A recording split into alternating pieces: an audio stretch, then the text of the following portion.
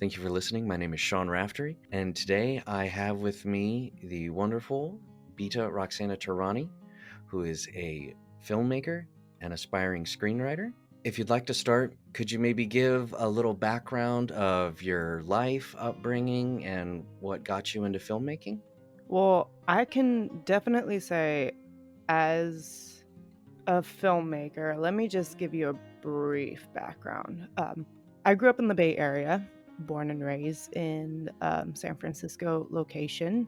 And for me to grow up, I had trouble with my kind of like a comprehension, grasping body language, understanding people. I was such a kindred spirit child growing up. I was into nature, animals. I did art, and I still do art. I dance on the side when I was younger. So for me to use those skills to express who I was, it kind of helped me on my journey of growing up. After that, at the age of 16, I moved to San Diego and trying to understand who I was. And for me to struggle, which all of us do all the time, that was something to understand more and more as we take journeys. And I'm Iranian American. Yeah, I can definitely proudly say that and be proud of it and cherish it.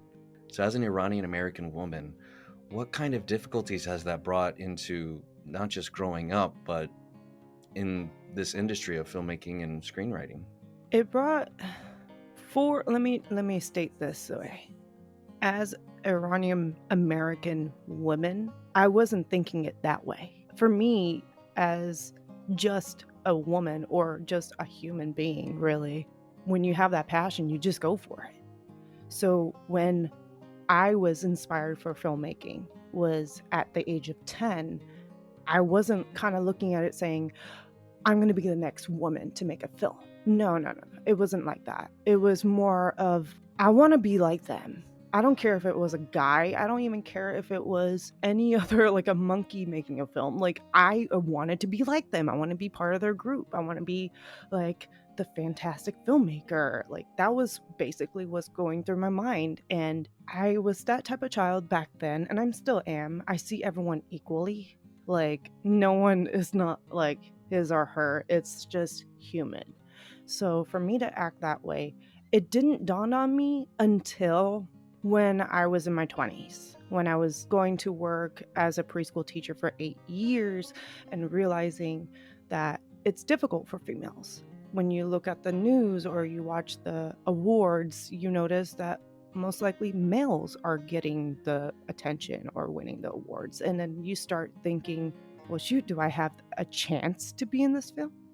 Do I have a chance to succeed and win awards to show who I am? And then gradually you start realizing, oh, I don't see a lot of Iranians winning awards. And then you start kind of like putting yourself down or hearing other people saying, you can't make it into this life, you can't do this, you can't make money, there's no way. So it kind of like that fire before in your life is like burning when you're a child. Like, I have this power, I'm gonna do this, I have this inspiration. And slowly it just dies. It's kind of like sad, but it's like a life learning in a sort of way. Because then you take that negativity, you build it, you put it into a fire and let it burn. That means you can strive with it, or you can let it take over you and make your dreams die. For me to understand that, I think I hit like obstacles along the way. I was kind of like debating, I was going back and forth. And this is where, after 8 years of becoming a preschool teacher, thinking maybe this is the life, maybe this is what I need to become. I need to just work and make money to live in this society. I have to build my career.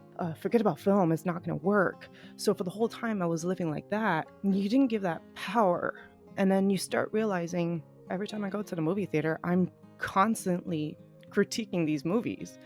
I'm constantly looking behind the scenes. I'm constantly figuring out how they made it and not even care about how the film came out. When you start catching yourself doing that, and start talking more about it, you realize you have that passion. It's that spark.